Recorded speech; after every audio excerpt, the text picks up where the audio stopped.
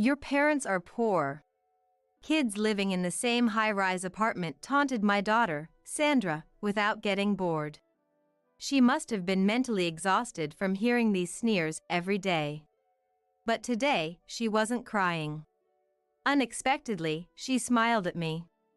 The ones crying were the high-floor residents who had looked down on our family. I see. Apparently, our strongest Sandra did something to these people. That's what you get for trying to assert dominance based on the floor you live on in a high-rise apartment.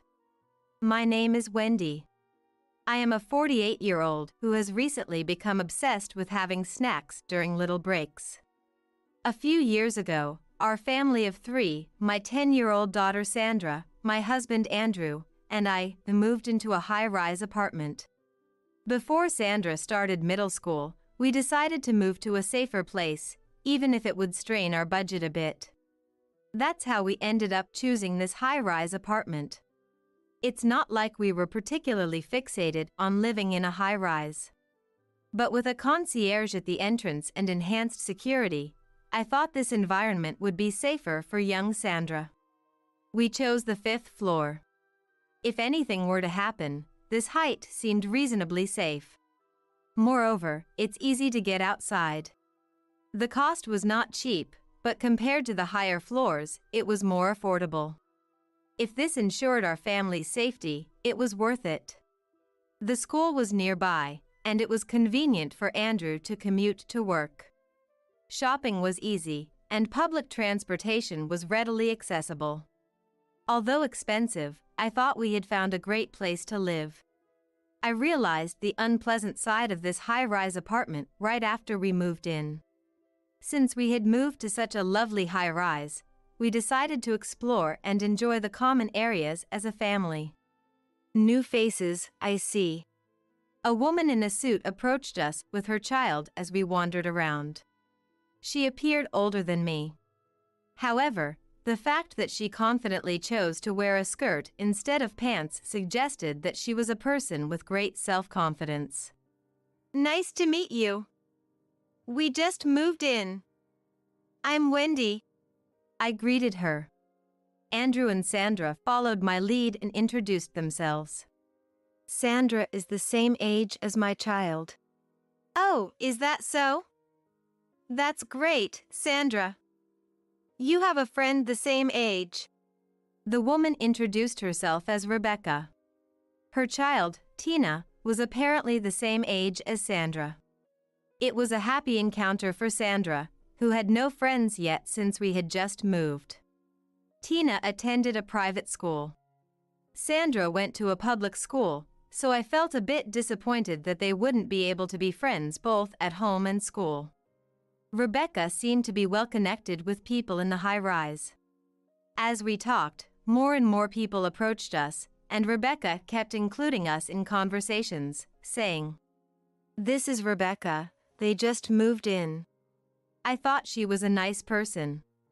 By the way, Wendy, which floor do you live on? A person who had been nodding at everything Rebecca said asked me. The 5th floor. Huh? I didn't miss the look of surprise on their faces when they heard my answer. I didn't think I had said anything strange. But they seemed to think otherwise. Are you really living on the 5th floor? They asked with a suspicious look. Yes, the 5th floor.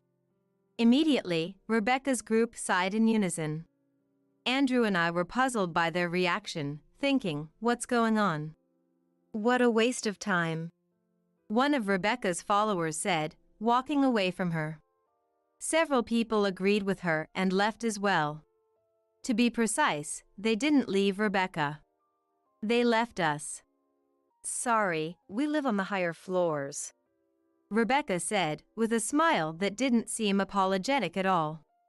Honestly, Andrew and I had no idea what she was apologizing for. Were we being looked down on for living on a lower floor? I thought such things were just urban legends. As Andrew and I were bewildered, Rebecca said to Tina, Tina, Sandra lives on the 5th floor, so you shouldn't play with her. Then, even Tina stood up. Okay, she said, leaving Sandra to run over to another child. "See you," Rebecca said with a smile as she walked away from us.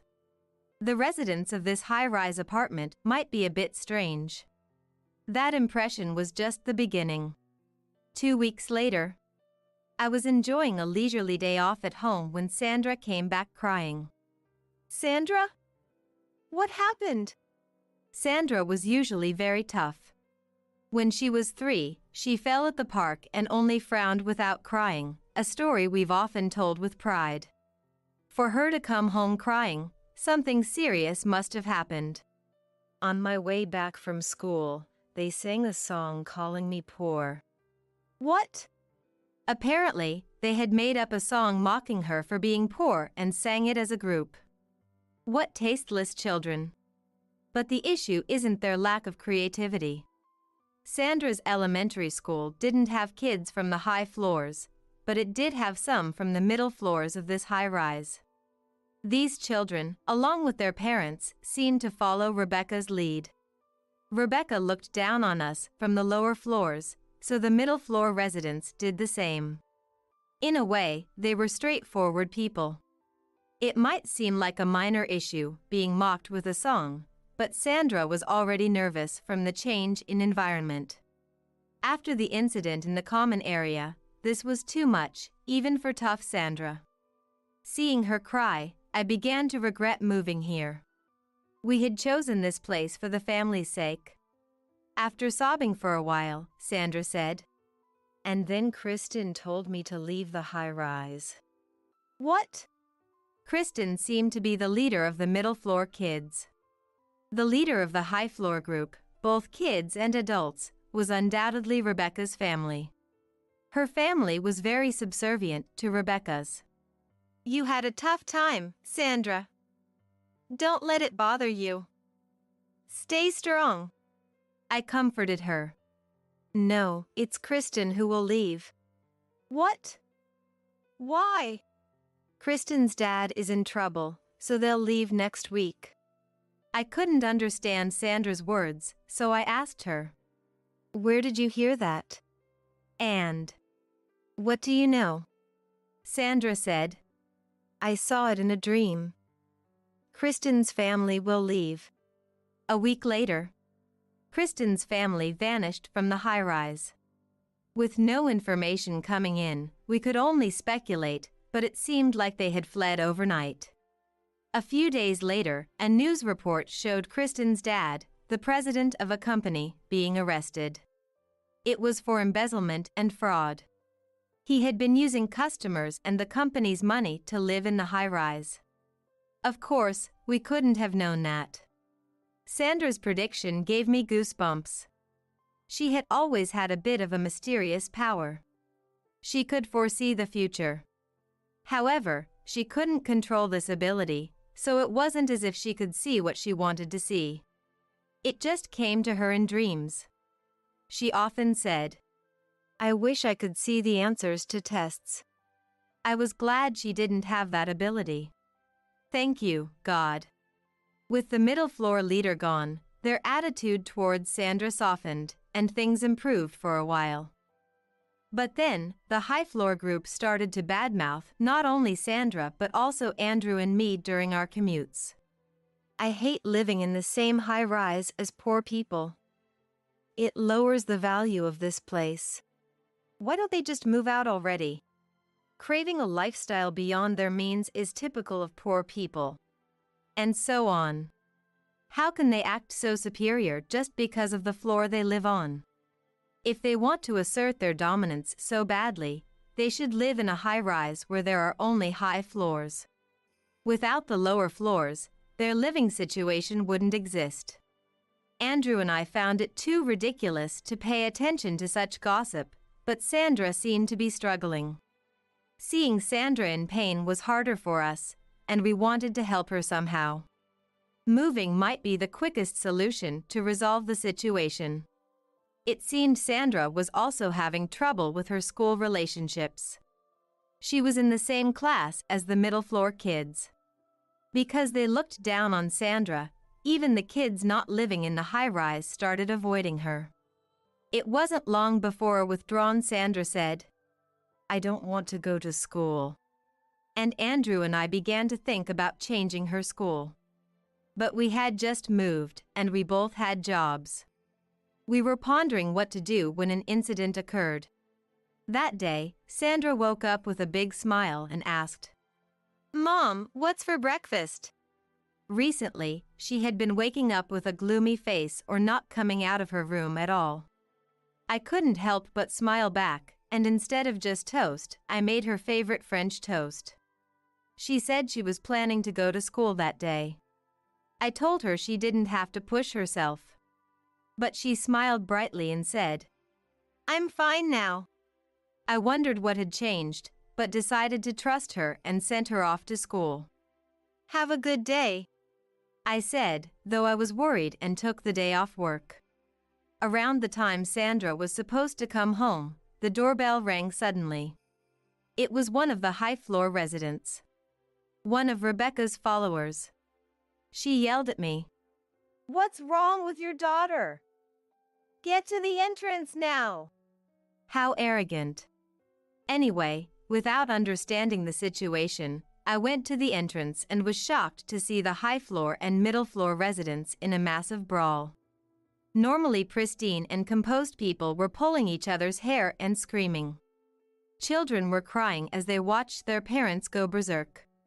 As I stood there in shock, one of the high-floor residents shouted at me, "How did you find out about this?" "About what?" I replied. "Sandra, what's going on?" I asked as she appeared. I wondered why she was there and realized she was the cause of all this. Come to think of it, that's why I was called here. The scene in front of me was so shocking I had forgotten. She had run into the high-floor and middle-floor kids while coming home through the entrance. As usual, one of the middle-floor kids taunted, "The poor girl is back. Your parents are poor." But Sandra, unfazed, replied with a smile, "But your dads and moms are cheating on your families with other people here. A bunch of traitorous perverts." How did she know the word perverts? The kids didn't understand at first, but Sandra exposed that their parents were having affairs within the high-rise.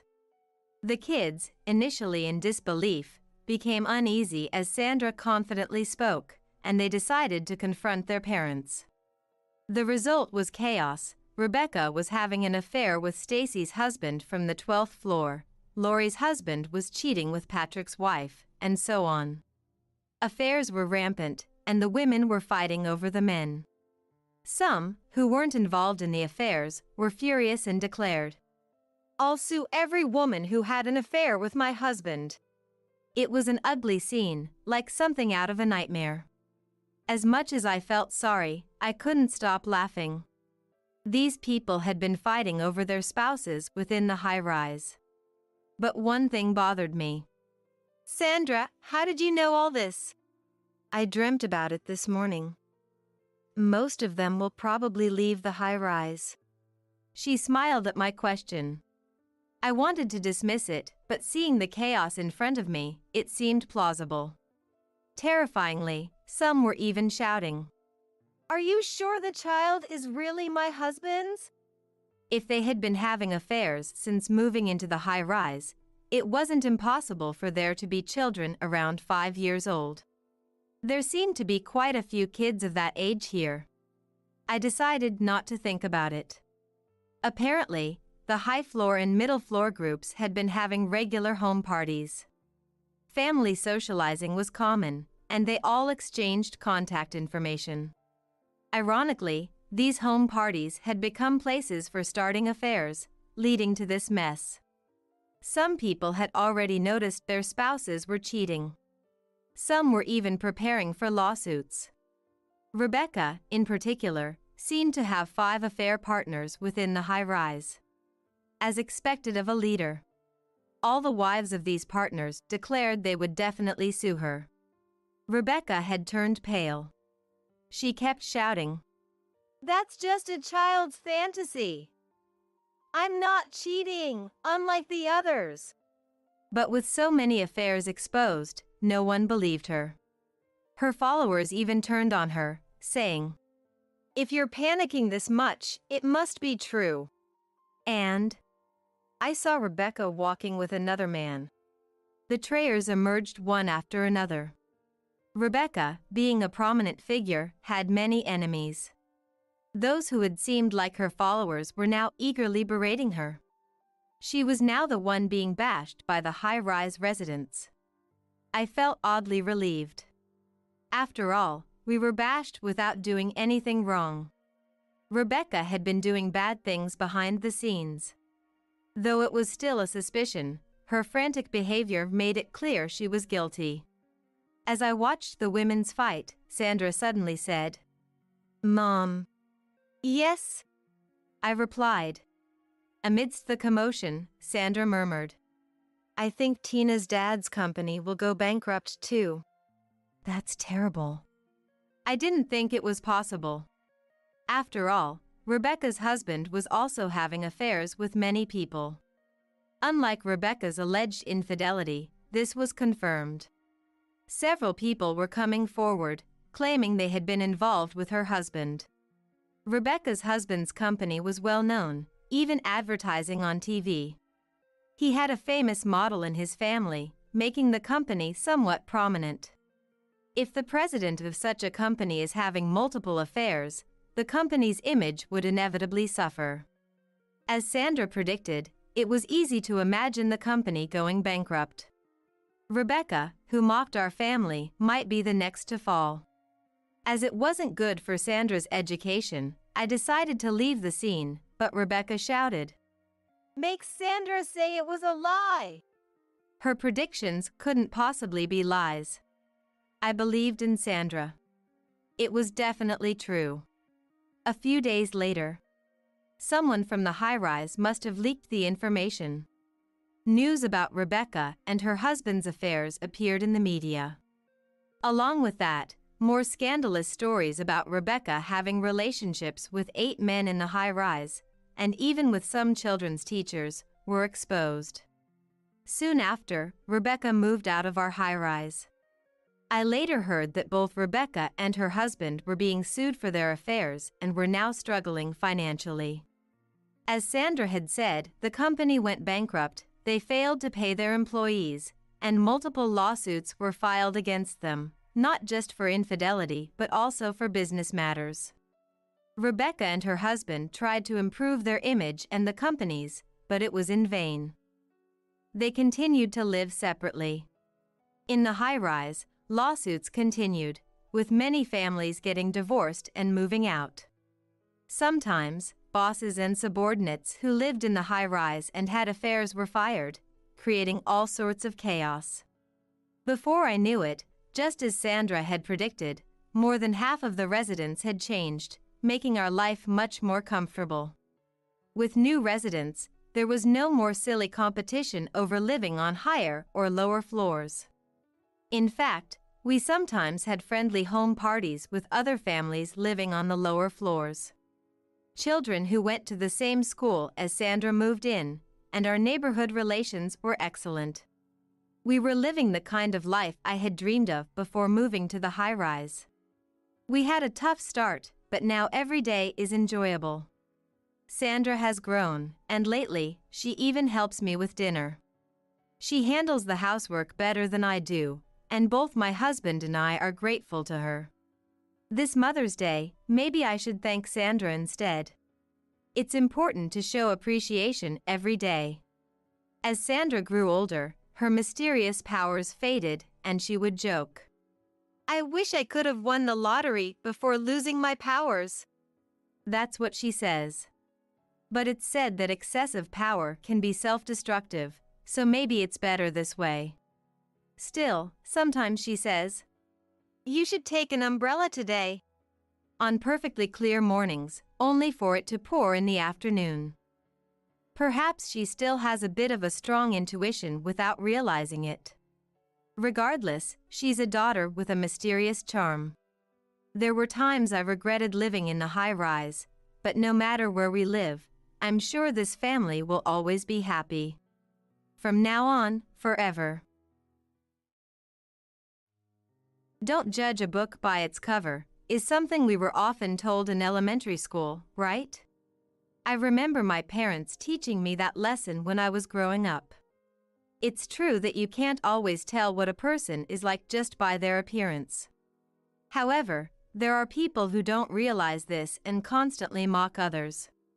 My name is Amy, I'm 30 years old. I live a typical life with my husband Charles, who works for a company, and our 6-year-old daughter Angela. I work part-time at a nearby supermarket about 4 days a week. Life is, well, so. We can't afford luxuries, but we're not struggling either. So, I'm satisfied with our current life. Amy, does your husband get a winter bonus? The economy is tough these days. Isn't it hard for you guys? The person who said this to me is Melissa. She is one of my friends and a leader in our group. Her followers, who were around her, looked me up and down and then laughed quietly. Today was an event at Angela's preschool. I thought I dressed appropriately, but maybe it was too plain. Amy, don't take it the wrong way. I just thought your outfit was plain, so you must be struggling financially. Working part-time just to make ends meet must be tough. Now she's mocking my part-time job too? I was about to explode, so I tried to leave quickly, but she didn't let me go. By the way, look at my bag. It's real leather. My husband insisted on giving it to me for my birthday. It cost $7,000, but for him, that's nothing. $7,000 is not cheap at all. I wanted to say, but I held back. Melissa, your husband is the CEO of a company, that's impressive. That's right. We can't afford such expensive things. Her followers eagerly flattered her. Feeling good, Melissa flaunted her bag in front of me and said, Amy, you should pay more attention to your appearance. Where did you buy those shabby clothes? And your bag, I've never seen that brand before. I guess that's all you can afford on a salary like your husband's. Angela must feel embarrassed with you looking so poor. She left after degrading me with a look of pity mixed with mockery. I forced a smile to get through the moment, but inside, I was seething with anger at Melissa's insensitivity. She's always like this. Melissa is a bit older than me, at 40. She's always curious about people's appearances, possessions, and Charles's job and salary, bombarding me with questions like a reporter while bragging about herself. I would never live on the lower floors. They seem so unsafe. The high-rise apartment we live in now is nice, but I wanted a higher floor. There was no vacancy, though. Oh, is this boring you, Amy? This is typical Melissa. It's outrageous to pry into another family's finances and then insert her own bragging at every opportunity. But common sense doesn't apply to her. She always acts like a queen with her entourage. I don't mind her comments about me. But I can't stand it when she belittles Charles, who works so hard to support our family. I wanted to tell her, mind your own business, you nosy woman. But saying that would obviously cause problems. So, I managed to get through it with a mature attitude. Melissa's husband is 12 years older than her and runs a company. According to Melissa, she worked hard to snag a wealthy husband. It's really sad for most people. Their husbands can't earn enough, so the wife and kids suffer. Compared to them, I'm so lucky. I have to be grateful to my husband. That's her usual refrain. Maybe some people think like that, but I can't agree with her words. Whenever the topic of Charles's job and income came up, I tried to evade her, but Melissa would quickly catch on. She's usually insensitive, but strangely perceptive in these matters. My parents were both government officials with high salaries, so I never had to struggle growing up. By the way, what do your parents do, Amy? This time, she brought up my parents to trap me. My dad runs a small factory, and my mom helps with the business. I tried to brush it off as casual conversation and leave, but she said, "A small factory? How sad." Her words were so insulting that I couldn't help but snap back. Sad? How so? Those kinds of jobs are for people who didn't study hard when they were young. Your father probably didn't put in the effort when he was younger, which is why he's in this situation now. Compared to him, my husband is brilliant. I was stunned by her audacity. My dad studied engineering in college and still works hard to earn certifications and incorporate new technologies into his work. He worked harder than anyone when he was young, and he still does. The person I respect most is undoubtedly my dad. So, I couldn't let Melissa's words go unchallenged. My dad is diligent and studious. Every day, he reads research papers and works hard to earn new qualifications. Just like Melissa's parents and husband, he's doing his best.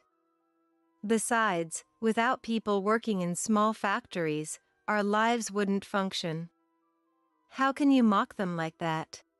Perhaps it was because I raised my voice unusually, but Melissa's expression turned irritated as she raised her eyebrows and said, "You don't know how the world works, do you? Society has proper hierarchies. Don't lump together the common folks' jobs with those of my husband or parents." It's offensive. For the first time, I felt my blood boiling with anger. This is why I hate poor people who are struggling with money. Melissa left with those words, but my anger didn't subside. I thought I'd never speak to her again. But then, "Mom, have you been fighting with Nicole's mom lately?" Nicole is Melissa's daughter and a classmate of Angela's. "Why do you ask?" "Nicole's mom said you're poor and jealous because you're miserable. But I told her my mom is kind and doesn't fight." Angela asked proudly with a smile, and I was shocked. How could she say such things to a child? What kind of person does that? "Let's have a snack instead." Yay! I managed to distract Angela and took a deep breath. I really hate that woman. Is that so? That's just too much. Why should I be mocked by someone like that? Amy, calm down. One day, my parents visited our place, and I ended up venting my frustrations to them. Charles works hard every day, so I don't want to burden him with my complaints. So, my parents were the only ones I could talk to. "That friend of yours seems quite ignorant," Dad said calmly while drinking coffee. "She's not a friend. She's always bragging about living in a high-rise apartment and her brand-name goods. It's really annoying. Here, drink your coffee and take a deep breath. We didn't come here to talk about that today." Mom soothed me, and I regained my composure. "That's right. So, what did you want to talk about?" I remembered my parents had something important to tell me today. "Actually, we're thinking of selling the company and moving." "What? Why so suddenly? Did something happen?" I worried that something bad had happened. "No, it's nothing serious. We've both been working nonstop, and we thought it would be nice to have a more relaxed life in our old age. Besides, we thought we'd buy a house near where you live. You know the area well, right? Help us out." "It's fine, but isn't it dangerous for elderly people to live in the city?" I voiced my concern, and Dad scolded me. "Amy, we're only just turning 70. All right. Sorry about that. So, what kind of place do you want to live in?" "Well, actually," I was surprised by my parents' plans for the future. "Dad, you were thinking about that?" "Of course. You're our precious daughter, and we don't want you to struggle. Amy, please grant your dad's wish, Mom said, and I made up my mind. Fulfilling my aging parents' wishes is a form of filial piety, after all. All right. Thus, my parents sold the small factory in the countryside and moved close to our home. At the same time, my family decided to move to a house near my parents' new home. Charles, who had a good relationship with my parents, readily agreed to the idea. It's reassuring to have them nearby. It'll also help you feel better, Amy. Angela was excited too. New houses smell so good. We're living here from today. She was thrilled that the new place was more spacious than our old one and that Grandpa and Grandma's house was closer. The frustration and worry I had about Melissa dissipated when I saw Angela's smile. A new home, a new life, let's make the best of it. I thought this while checking the mailbox of our new house. Amy, what brings you to my house? I had run into someone I didn't want to see. Oh. Melissa, you live in this high-rise? Yes, on the 15th floor. Why are you here? Melissa looked at me with a puzzled expression. Are you planning to buy an apartment in this high-rise? You should reconsider. Even the lower floors aren't affordable for common folks. As she said this, she sneered at me as usual. She hasn't changed at all. Yes, we already live here. Don't worry about it. I said this casually, and she was stunned. You live here? It must be on the lower floors, right? She finally managed to get the words out. No, it's on the 25th floor. The view is great, and the interior is beautiful. High-rise living is the best. The 25th floor? There's no way a poor person like you can live there. If this is a joke, it's not funny. She was clearly agitated, but why was she so flustered? As we continued our exchange, my parents came down to the entrance by elevator. Amy, Mom and I are going shopping. Dad, Mom, let me introduce you. This is Melissa. She lives here too. Nice to meet you, and thank you for always taking care of Amy. My parents greeted her politely, but Melissa remained uneasy. She seemed to notice the expensive watch my dad was wearing and the high-end handbag my mom was carrying, staring at their belongings. These are my parents. They live on the 25th floor with us, so we'll be seeing more of each other. We'll be off then. After seeing my parents off, I turned to Melissa to say goodbye and head back to my apartment. Wait a minute. Your parents run a small factory, right? How can they afford to live here? I never said they were poor. That's quite rude, isn't it? But a small factory is where people with no skills or intelligence end up working. That's not the case for us. My husband went to a good university and worked hard to build his company. So why would such poor people live in the same high-rise? To her, her worldview was everything. Just hearing small factory made her think of poverty and lowly jobs. My parents are the same. They've worked hard to get where they are. And they're not poor. They paid for this apartment in cash and have plenty of savings for retirement. I didn't mention it, but my in-laws are also well off, and we're not struggling for money. My husband works hard and earns a decent salary, so we're content. I dress simply because I like it that way. It's not wise to judge people by their appearance or occupation. I declared firmly and walked away from her. This high-rise apartment was a gift from my dad. He believed it was better to convert the money from selling his company into real estate than to keep it all in cash. The amount was substantial, so I was hesitant to accept it, but I understood that it was a way to save on inheritance taxes in the future. Originally, my family lived in an apartment owned by my in-laws, but we moved to this high-rise apartment following my dad's suggestion. My parents had always wanted to live somewhere with a great view of the city, so we searched until we found the perfect place. My dad's sentiment of not wanting to burden Amy was rooted in his desire to avoid imposing a massive inheritance tax on me and to pass on assets while he was still alive. I gratefully accepted it, but I never expected such a development.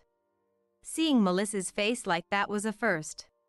She had always pitted me with a mean expression, looking down on me. The fact that the poor person she had scorned had moved in must have really bothered her. Well, after all I said, I doubt she'll bother me anymore. Did I flaunt our wealth too much? I thought for a moment, but since Melissa stopped contacting me, it was for the best. However, things took an unexpected turn. Did you hear? Melissa got divorced. Just 3 months after we moved into the high-rise, I heard this rumor from a friend. Apparently, Melissa's husband got fed up with her snobbish behavior. What happened? According to my friend, Melissa lived on the 15th floor of the high-rise, but shortly after we moved in, she suggested to her husband that they buy an apartment on the 30th floor. However, despite being a company executive, her husband, over 50 years old, couldn't get the loan approved due to income issues. That strained their marriage, and Melissa's spending worsened. Apparently, Melissa's husband woke up to the reality after she spent so much that their savings were nearly wiped out, leading to their divorce. I was so stunned by the news that I was speechless. Melissa's greed seemed limitless. After the divorce, Melissa moved back in with her parents, and she took her daughter out of preschool. Finally, I could live in peace. Melissa's remaining followers now tried to cozy up to me. Amy, you live in the high-rise where Melissa used to live, right? That's amazing. Can we visit sometime? Amy, you always look so nice. I thought you might be wealthy. Their sudden change in attitude was a bit annoying. After all, normal is best. Competing with others and showing off isn't for me. Charles and my parents agreed with me. We rented out the high-rise apartment and moved to a house a bit further away. Honestly, the high-rise apartment felt too grand for us, and having a house with a yard seemed more comfortable. A new house again. Now we can play in the yard with Dad and Mom. I felt a bit guilty about making my family move twice in a short period, but Angela seemed happy, so it was fine. Renting out the high-rise apartment brought in a steady income, allowing us to enjoy slightly better dinners. Still, the view from the high-rise made me feel a bit wealthy and was nice. Hey, Charles. In the end, normal is the best, right? Probably. As long as we can live peacefully together as a family, I'm happy anywhere. I nodded deeply at Charles's words. Having a loving family and living a peaceful, even if simple, life is the greatest happiness, I realized anew. I'm really disappointed in you, Malia. What? When we first met, you were so serious and reserved. It was a thrill trying to win you over. I was taken aback by what my husband, Greg, said. To him, I was nothing more than a challenging conquest. But if that's how he wants to play it, I won't hold back either. I don't want to continue this relationship with him anymore. I'll get the evidence I need and show you I can leave. He's in critical condition, unconscious. I don't have time to get caught up in this nonsensical situation. I'm not his wife. I'll make that clear and hit my real husband with divorce papers. My name is Malia. I'm 27 years old. Just your average office worker. I got married about a year ago, so I can't really call myself a newlywed anymore. My husband Greg, who's a year younger than me, works at one of our client companies. We met when we started working together on a joint project. To be frank, I thought he was handsome from the moment we met, but I didn't think much more of it at the time. I hate to toot my own horn, but I'm the type who's married to her job. Maybe that's why people say I give off an unapproachable vibe. I don't get people casually chatting with me outside of work very often. That's just how I am, so I've never had much luck in the romance department. And I figured that wasn't about to change. Malia, you're so cool. So reliable and all. During breaks at work, Greg would often flash me a smile and say things like that. At first, I wished he'd focus on his job instead of wasting time talking to me. But as he kept striking up conversations, my icy exterior gradually began to melt. He was so attentive in every way, and each time his kindness touched me, I could feel my heart waver. Before I knew it, I found myself dreading the end of our joint project. Apparently, he felt the same way. Would you maybe want to keep seeing each other? Like, outside of work and stuff? When he said that to me, I was overjoyed, to be honest. And so, we started dating, and ultimately got married after Greg proposed. Our newlywed life was a happy one, with no complaints. I still believe that. My family welcomed him warmly too, and I had no dissatisfaction to speak of. But recently, I started to sense that something was off. On the surface, our life was no different than before. But for some reason, at some point, it seemed like his gaze had lost the passion it once held. It's not that he completely lost interest in me, but it felt like it just wasn't the same as when we first started dating after the joint project ended. I figured that's normal after being married for a year. I tried to convince myself of that. But I just couldn't shake this uneasiness. Take the housework, for example. When we first got married, we'd take turns washing dishes and preparing meals. We also made a point of splitting the laundry and taking out the trash as much as possible to minimize the burden on each other. But lately, the frequency with which Greg did chores had decreased. Sorry, work's been crazy recently. It's true that Greg has been working a lot of overtime lately. I sighed heavily as I pondered her husband's recent behavior. Sure, he's been apologizing, and it's not like he's completely stopped helping out at home. But his busy season at work just ended not too long ago. So how can he still be so swamped? It doesn't add up, she thought, furrowing her brow in frustration. I hadn't been to his office in a while, so I couldn't really know the details of his work. I knew his company had started a new joint venture, but this time someone else was in charge of it. That person, Crystal, was apparently in the same class as Greg in college, but I had rarely spoken to her. As the daughter of a company executive, she seemed to have no interest in getting friendly with those around her. Rumor had it that she had been forcefully inserted into this project to establish a track record. But I couldn't be sure what the real story was. In any case, I and Crystal weren't close, so I had no idea about the current situation. She couldn't tell if his company was actually that busy right now. Maybe I was overthinking it. My own company, which was in a similar line of business, wasn't that hectic at the moment, so perhaps that's why it stood out to her. But there was something else bothering I that kept nagging at my thoughts. It was his body odor. Or rather, his lack thereof, even when he came home after working overtime. Instead of reeking of sweat, he smelled pleasantly fresh, as if he had just showered. His office did have a small shower room installed, so it wasn't that strange. I wanted to believe that, but then something else didn't add up. I'm exhausted. I'm gonna go rinse off this sweat, he would say as soon as he got home, heading straight for the shower. But if he had already showered at work, why would he need to do that? It's not like he took the crowded subway. Greg commuted by car. Moreover, in all the time I had known him, he had never been the type to be that diligent about his personal hygiene. I had certainly never seen him use the office shower room to freshen up. And that's why it just didn't sit right with me. Do you think that's okay? Grant, a younger male coworker at I's company, asked her that question in the employee cafeteria. It felt strange for I to now be in a position of mentoring others, when not so long ago she had been the new hire herself. Grant was honestly a bit clumsy, so I had to watch over him quite closely.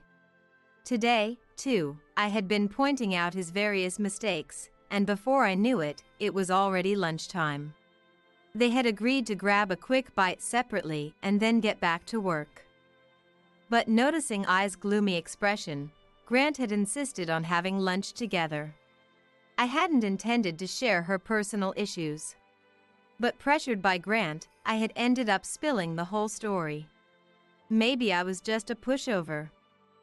Or maybe this situation was weighing on her more heavily than she had realized.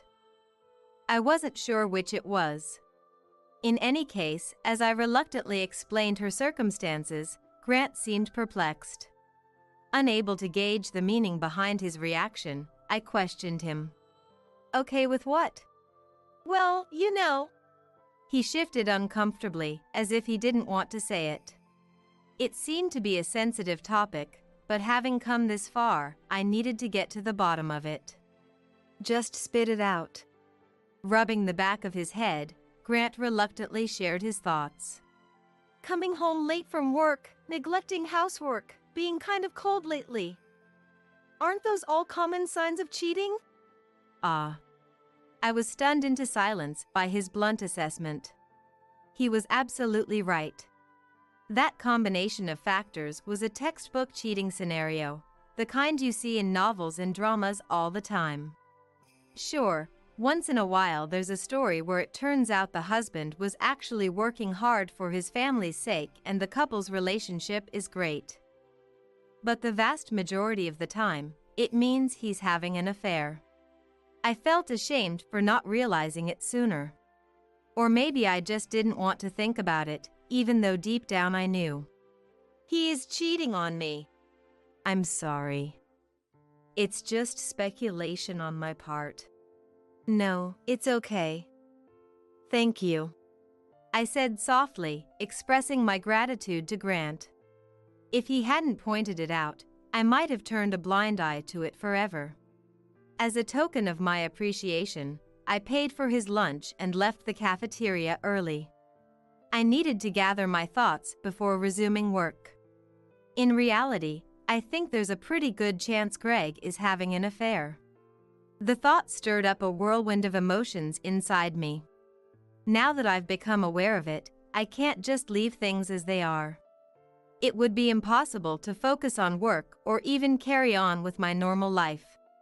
I'll try talking to him directly about it when I get home. With that decision made, I was finally able to regain some semblance of peace of mind. Somehow, I managed to get through the rest of the workday and headed home when it was time.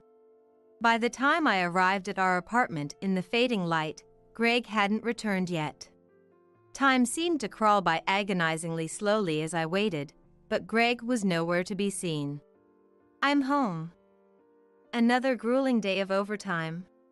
Greg walked through the door after 11 p.m., announcing his arrival. Once again, his body didn't have much of an odor. No, if anything, I thought I detected a pleasant fragrance emanating from him. Feeling unsettled, I took his jacket as he headed for the shower. I'm sorry.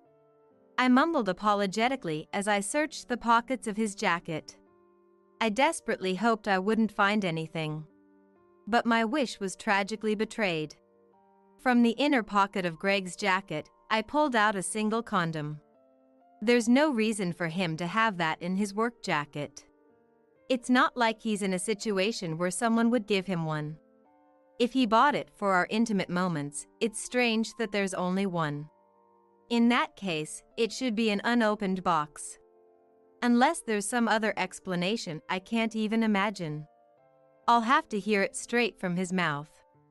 My resolve solidified, I stopped Greg as he was getting ready for bed after his shower.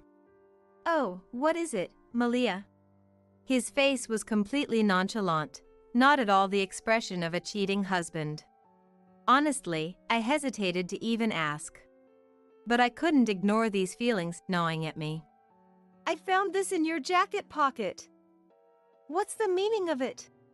Driven by those thoughts, I directly confronted him with my doubts. Maybe I didn't need to ask so bluntly. But I wanted to face Greg head-on. I had hoped he would do the same for me. But that hope was swiftly shattered. So, what do you think it means, Malia? What? Greg's response wasn't an excuse or an honest answer. It was a twisted, mocking retort. You think this proves I'm cheating on you? Why else would I be asking you? And that was the literal truth.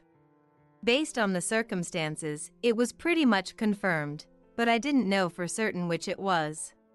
That's why I wanted Greg to tell me in his own words, so I could know for sure. But it seemed Greg had no intention of doing that. Aren't you going to say you trust me or something? I want to trust you. That's why I'm trying to get this straight. Then just keep on trusting me, plain and simple. I was at a loss for words at his incredibly irresponsible statement. Are you telling me to overlook your cheating?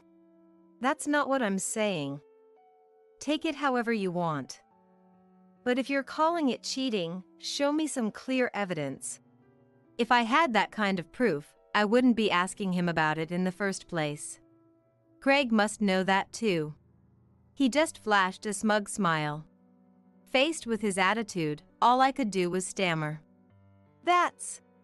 If you don't have anything, then don't bother asking. Greg shrugged at me as I struggled to find my voice. I gotta say, I'm disappointed in you, Malia. What? When we first met, you seemed so guarded that it was a thrill to win you over. What is he talking about? I couldn't quite grasp what Greg meant. No, I didn't want to understand. I refused to comprehend words that made it sound like he thought of our relationship, our marriage, as some kind of game. I thought staying married would keep things interesting, but not so much. Well, it's easy for me to handle at least. What are you saying? Nothing really. Just that being married to you turned out to be more boring than I expected. After that dismissive comment, he let out a sleepy yawn. Not the demeanor of a man being interrogated about infidelity. But I was so stunned that my mind was reeling, unable to find my next words.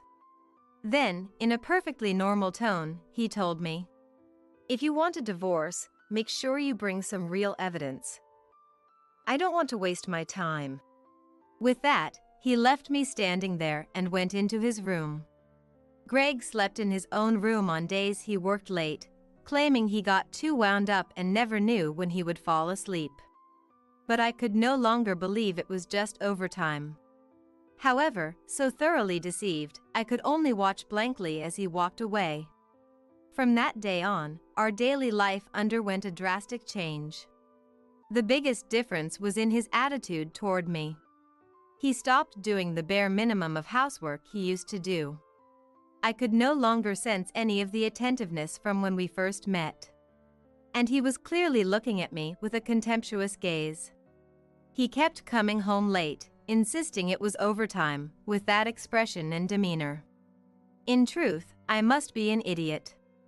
Considering his cheating and treatment of me, I have no reason to handle his share of the chores or prepare his meals. But I couldn't cut him off completely because of our memories together. I kept doing the housework as always and continuing our life together. I clung to the faint hope that someday he would go back to how he was when we first got married. Then one day, it happened.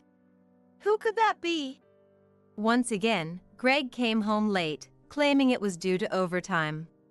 I should have just gone to bed, but I waited up until the doorbell rang at 9 p.m. Greg has a key, so there's no need for him to ring the doorbell. Wondering who it could be, I peered through the peephole and saw a woman standing there. She had a somewhat frumpy overall appearance. "Excuse me, who are you?" I asked through the door. The woman looked a bit startled, then opened her mouth to speak. "Are you Greg's wife?" Yes, I am. I'm the woman who got involved with your husband, Greg. I was shocked by her sudden declaration. To openly admit to the affair and show up at our home like this. But something wasn't right. Greg still wasn't home yet today either. I had already confirmed with an acquaintance from when we worked together that Greg's current company wasn't particularly busy. Meaning he should be out cheating right now. So it was strange that his affair partner was here. Perplexed, I decided to let her in and hear her out. The woman, Amelia, apparently works at a subcontractor for Greg's company. She said that through their business interactions, Greg treated her kindly and she developed feelings for him, eventually confessing. Sure, I've never met a girl like you before. They got physically involved a few times after that, but I didn't know he was married. Amelia cast her eyes downward apologetically as we talked in the living room. It seems he never mentioned me before starting the affair. When Amelia found out later, she felt terrible, but contrary to those feelings, she couldn't easily end her attachment to him. Not knowing what to do, aware it was wrong, she looked up our address and came here today. To apologize in front of me, explain the situation, and talk it out. Normally, I should probably be angry at her too. But more than that, I had found a new target for my explosive rage. None other than Greg. Hearing Amelia's story completely severed any lingering attachment I had to him. Greg cheated on me, his wife, and then went after Amelia on top of that. The things Amelia told me, contrasted with what he said to me, I finally understood. Greg approaches women like it's all a game to him. I felt like a fool for trying to engage earnestly with someone like that. I concluded I needed to leave him as soon as possible. And with that, sympathy clearly won out over any other feelings toward her. Amelia, there's something I need to tell you. What is it? I proceeded to tell her everything she needed to know. You absolutely must cut ties with him immediately. For your own good. That included enlisting her cooperation for my divorce. By the end of our conversation, Amelia too was filled with the same fury I felt. A week passed after that incident. It should be about time. Greg claimed overtime again today, but everyone knows that's not true. In that case, now was the perfect opportunity to test that out. I took out my smartphone. Huh? Just then, the rarely used landline phone started ringing loudly. I wonder who it could be, I thought as I answered the phone. A tense male voice came through from the other end. Is this the residence of Greg Weiler? Yes, it is. But who is this? I asked, furrowing my brow, honestly unable to grasp the situation. The caller identified himself as a hospital staff member, stated the name of the hospital, and then delivered unthinkable news. Please remain calm as you hear this. About 10 minutes ago, Greg Weiler was brought into our hospital. He's in critical condition, unconscious. What? I understand it's hard to believe. But it's the truth. The man's voice was so solemn it made me uncomfortable. But honestly, I was skeptical. I knew it. The smartphone in my hand displayed the location of the GPS tracker I had secretly placed in Greg's car the other day to gather evidence of his infidelity. It currently showed the car parked at a hotel. I had inadvertently obtained one piece of proof of his cheating, but that also meant the Greg Weiler the hospital staff was talking about wasn't the person I knew. So I clearly informed the caller. That's not my husband. What? But Dash. I'm terribly sorry, but there must be some mistake. Please contact someone else. With that, I hung up the phone. I did feel bad for that Greg Weiler. All I could do was hope he would be all right. But putting that aside, I had my own issues to deal with. I checked the location on my smartphone again and took a taxi to the hotel where Greg and his affair partner were likely to be. I wanted to catch them in a photo if possible as they exited the hotel. Even if I was too late, I could at least confirm the location. It would save me one step, whether I staked it out myself later or hired a private investigator. My destination turned out to be a slightly run-down hotel in a seedy area. Peeking into the parking lot, I saw his car was indeed there. This alone could serve as evidence, but knowing Greg, he might just feign ignorance with a straight face. I wanted to firmly secure proof if I could. With that in mind, I hid near the hotel entrance for a while, waiting for Greg and his partner to come out, but that's strange. No matter how long I waited, they never emerged. Instead, my smartphone kept ringing incessantly. The number was from the hospital that had called my home. I figured this was probably another misunderstanding, but then it hit me. They likely got my home and cell number from the smartphone of this Greg Weiler who was brought to the hospital. But would my number and home phone be in some other Weiler's smartphone? No, that's not possible. I muttered to myself, refuting my own assumption. Which means the Greg in the hospital was the Greg I knew. But his car was here. And that's precisely why I had been convinced this whole time that the person taken to the hospital was someone else. I had no idea what was going on. Just then, a number other than the hospital appeared on my smartphone screen.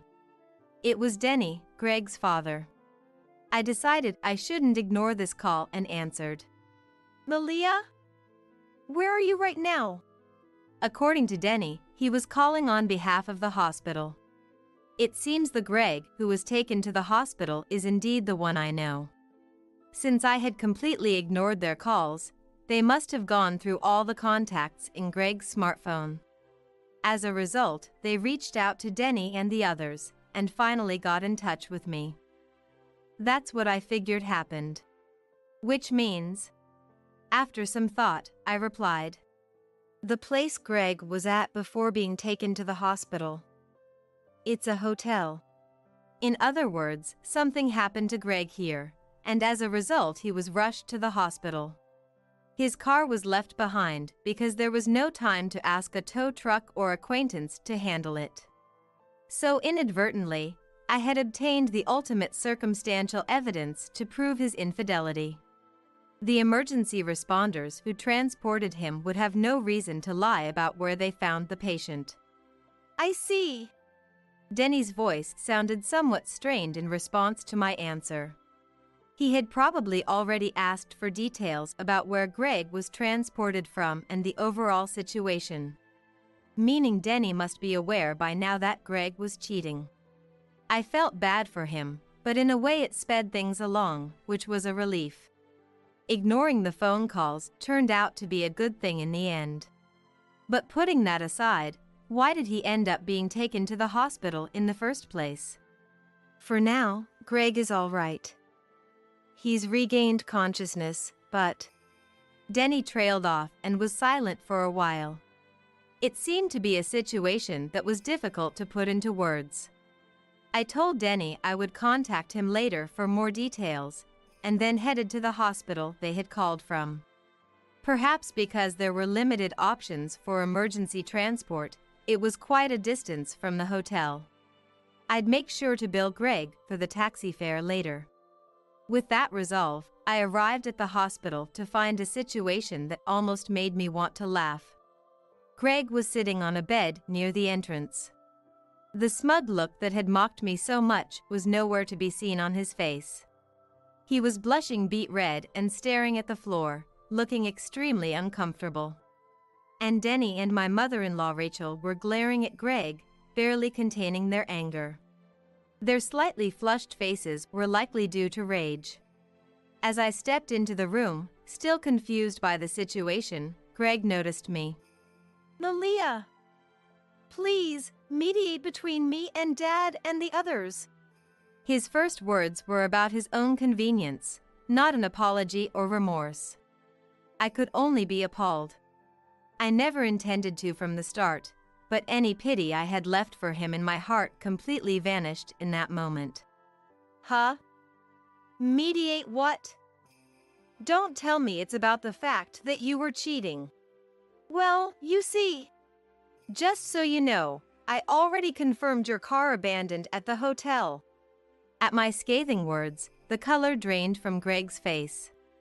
Meanwhile, my in-laws' faces grew even redder. I'll double-check with the hospital staff to be sure, but the fact that you were cheating is now irrefutable. I wouldn't mention the other evidence I had yet.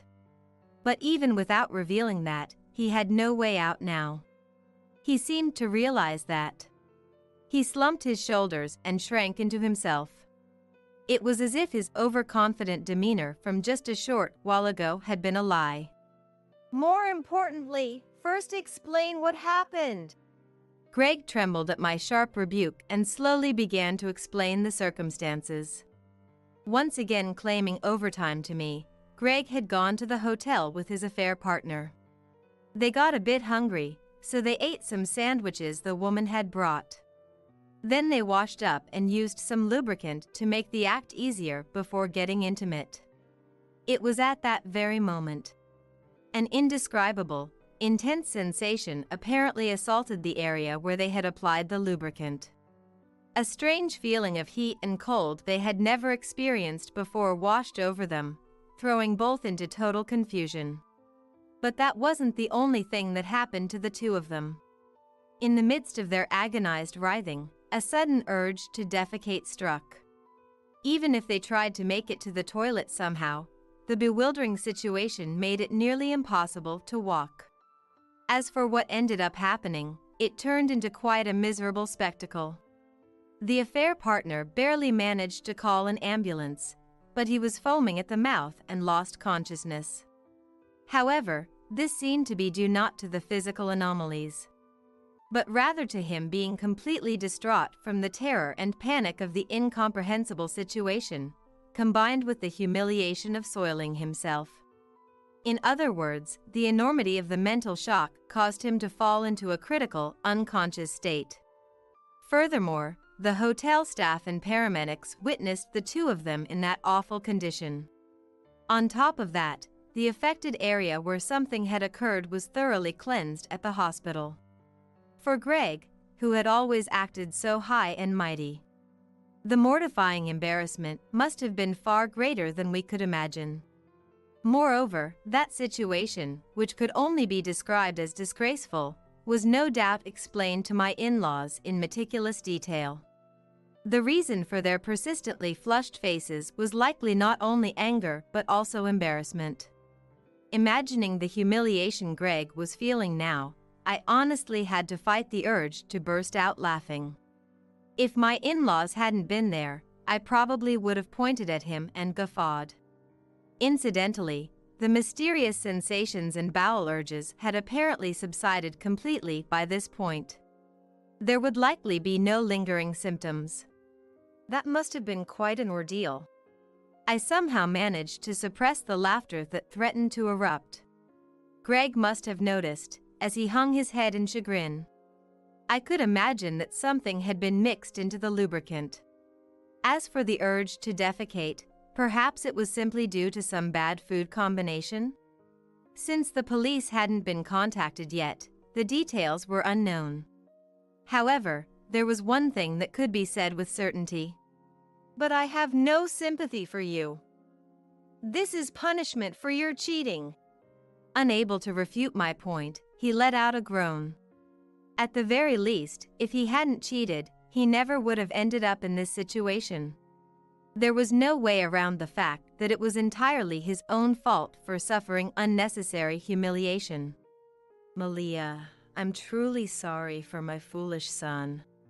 With those words, Denny and Rachel beside him deeply apologized to me. I had no intention of blaming my in-laws. I hurriedly tried to reassure them. Please, stop apologizing. Denny, Rachel, you two did nothing wrong. The one at fault is... No matter how you looked at it, the ones to blame were the people who couldn't understand the obvious fact that they shouldn't cheat. As I thought that and was about to lay into Greg again, it happened. "You're the one at fault." From beyond the bed where Greg sat, the curtain dividing the room was pulled back to reveal an unexpected person. "Crystal!" That's right. There stood my coworker Crystal, dressed in a hospital gown. Considering that we were in the same hospital room, and given the situation, I voiced my speculation. "Don't tell me his affair partner is..." "It's not an affair. I'm Greg's true girlfriend." As Crystal declared this vehemently, her shoulders trembling, my in-laws were stunned speechless and Greg clutched his head. While we were still reeling in shock, Crystal launched into an impassioned speech. According to her own perception, people apparently kept their distance from Crystal because she was the daughter of a company executive. From our perspective, it was clearly Crystal who was keeping her distance from us. In any case, Greg apparently treated her kindly as well, and before long they were passionately in love, or so she claimed. To Crystal, he must have been a knight in shining armor. Whereas to me, my impression of him had become nothing more than that of a fickle, unfaithful man.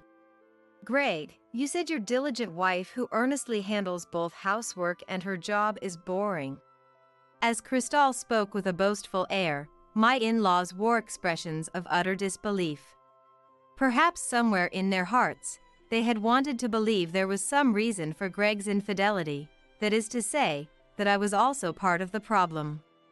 But now, realizing the issue lay in their son's way of thinking, they seemed to be at a loss for words. Seeing his parents' increasingly grim expressions directed at him, Greg's face turned even paler. "In that regard, I'm exciting indifferent from her." "Oh, is that so? Then Crystal, if you marry Greg, you won't do any housework?" "Of course not." Crystal puffed out her chest with confidence, but fury from an unexpected source pierced through her. "Are you an idiot?" None other than Greg's mother. Rachel's body shook with rage as she exploded at Crystal. "What do you mean, idiot? What's wrong with calling an idiot an idiot?" As Crystal tried to lunge at her, Rachel silenced her with an overwhelming intensity. "A married couple is meant to support each other through life together. And you. Both you and Greg." It was the first time I had seen Rachel so incensed. Perhaps it was a first for Greg as well. He was visibly trembling, evident even to an onlooker. Denny's face also seemed to be turning slightly pale. "You should be ashamed of calling it boring to sincerely devote yourself to your partner. Ashamed. Why do I have to be told that by a stranger like you?" Though she should have stopped, Crystal still tried to argue back. Rachel unleashed another blistering rebuke at her. I was truly grateful we were the only ones in the hospital room. "Shut your mouth!" Seeing Crystal let out another scream-like cry, Rachel heaved a sigh of utter exasperation. "If you were to marry Greg, I would become your mother-in-law, you know?" "Oh!" As if the thought had never even occurred to her until now, Crystal bit her lip and hung her head at this point. To argue back without even considering that. "At the very least, I will not approve of him marrying her, Greg." "No, I have no intention of marrying her." "What? What do you mean?" Perhaps thinking he could ingratiate himself with Rachel, Greg spoke evasive words. Right at that moment, another person appeared. "I'm sure that's the case. That's the kind of person you are." It was Amelia, his other affair partner. Gone was the somewhat timid and gentle aura Amelia had when I first met her. She stared at Greg with a gaze conveying the depths of her hatred and resentment. Apart from me and him, the others seemed to have no acquaintance with her, and could only look on in confusion. "Amelia, why are you here too?" The paramedics mentioned it. Since Malia wasn't answering the phone, They called every possible contact. Her number must have been among them. Either way, I had planned to call her later, so the timing was perfect. Who the hell are you? Nice to meet you. I'm Amelia, one of Greg's affair partners. Crystal probably never expected Amelia to honestly introduce herself. Greg's eyes widened in disbelief and he trembled as if about to foam at the mouth again. My in-laws seemed unsure what expression to wear, their faces a complex mix that looked both tearful and enraged. On the other hand, as if her earlier scolding from Rachel had never happened, Crystal lashed out fiercely at Amelia. What is the meaning of this? This is what it means. Amelia calmly approached Crystal with an unwavering expression and handed her an envelope stuffed with something. She accepted it with a suspicious look tinged with anger, then took out the contents to examine them. The next moment, Crystal let out a scream just as one would expect. What the hell is this? And as if it were something filthy, she slammed the envelope's contents onto the floor. The scattered items were photographs. Printouts of pictures Amelia and Greg had taken during their affair. I had asked Amelia to provide evidence in case Greg tried to feign ignorance about the cheating, but I never imagined she would use it this way. It must show how angry Amelia is at Greg and the others, but considering she originally didn't even know it was an affair, I felt a slight pang in my heart. As I glanced at Amelia with those thoughts, she flashed me alone a small, troubled smile. But it lasted only a moment. Her face quickly reverted to an expression filled with loathing. Greg, care to explain? Well, how do I put it? Unable to very well give a detailed explanation of his philandering ways, Greg just flashed an evasive grin and stammered. Seeing his pathetic state, disillusionment was written all over Crystal's face as she grimaced. I felt an aching emptiness, wondering what I had ever seen in him. That's his true nature. You should give up on him too. After that dispassionate mutter, Amelia dropped another bombshell as if it were nothing. Oh, by the way, how was the lubricant? I mixed in some animal anti-inflammatory medication, so I think it had quite an effect. Even I was surprised by this, but the actual victims must have been all the more so. Anti-inflammatory medicine, the kind you apply to sore muscles or inflamed tendons. For animal use, its potency must be far greater than what's used on humans. Well, it's no wonder the two of them took massive damage. Greg and Crystal could only gape in shock. He said before that guy's bringing this kind of thing shows consideration, but it's really for his own benefit, right? With that final jab, even the usually cocky Greg couldn't hide his anger. You! How dare! He tried to raise his voice, but... Exactly! That's right! In the end, you only think of yourself, you scumbag! My shout drowned him out, and with his parents glaring daggers at him in unison, he was utterly crestfallen. And with that, the curtain fell for the time being. 1 week later, Greg and I were divorced. Perhaps out of concern for appearances, or maybe to avoid paying alimony, he resisted until the very end. But he had already been confronted with insurmountable evidence. With the images I had received from Amelia, there was no way he could talk his way out of it. Furthermore, Denny even went so far as to say he would completely cut ties with Greg as his son if he didn't agree to the divorce. As a result of all that, he consented to the divorce. On top of that, he would have to pay me $50,000 in alimony, exceeding the going rate.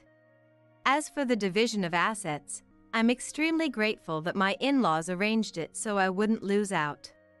Naturally, I had Crystal pay compensation as well. Given her personality, I thought it might be a drawn-out process, but the payment went through with surprising smoothness. I believe informing Crystal's parents of everything that transpired made a big difference. Or perhaps, as executives, they feared a scandal and wanted to sweep it under the rug quickly. As if to prove that point, after the uproar, Cristal was removed from the joint venture team. Whether her parents indirectly suggested it to him or not, Greg was similarly taken off the project. But in hindsight, that was probably a bad move. With Greg and I divorcing and both of them pulled from the team, people around us began to view us with suspicion. By purposely neither confirming nor denying anything, I let everyone's imaginations run wild and spread rumors. As a result, subjected to even stronger gossip and curious stares, the two of them quit the company as if fleeing. I haven't heard details about what happened to them after that. Apparently, he completely lost his confidence and became a shut-in at his parents' home. It wouldn't be an exaggeration to say his life is over now. But honestly, I no longer cared. As for Amelia, she turned herself in to the police to atone for the crime of mixing anti-inflammatory medication into the lubricant. Incidentally, she knew there was lubricant in Greg's bag, and Greg was full of openings, so the tampering wasn't that difficult. And the reason the two of them got stomach aches was simply because the sandwiches Cristal made were rotten. It can only be called their own responsibility for heading off to cheat after work. People should properly take responsibility for their actions. That probably applied not only to the tampering, but to the infidelity as well. Precisely because she's an earnest, good person, I felt renewed anger towards Greg. I want to go give him a piece of my mind. However, with my in-laws keeping a watchful eye and no police report filed, I'm not sure what charges Amelia will face. As for me, I'm currently enjoying my freedom in both mind and body. With the alimony, I have plenty of money to live luxuriously. Plus, to fill the void left by those two, it's been decided that I'll be selected for the joint venture again. When that happens, I plan to bring along my younger colleague to learn from the experience. After all, he helped me out a lot with this whole ordeal, so I want to repay that kindness. Sometimes, the way she looks at me is... No, I must be imagining things. In any case, I don't want to deal with romance for a while. Still, life is long. If the mood strikes me someday, it wouldn't be so bad to fall for someone again. When that time comes, I'll be sure to watch out for fools who only say what I want to hear.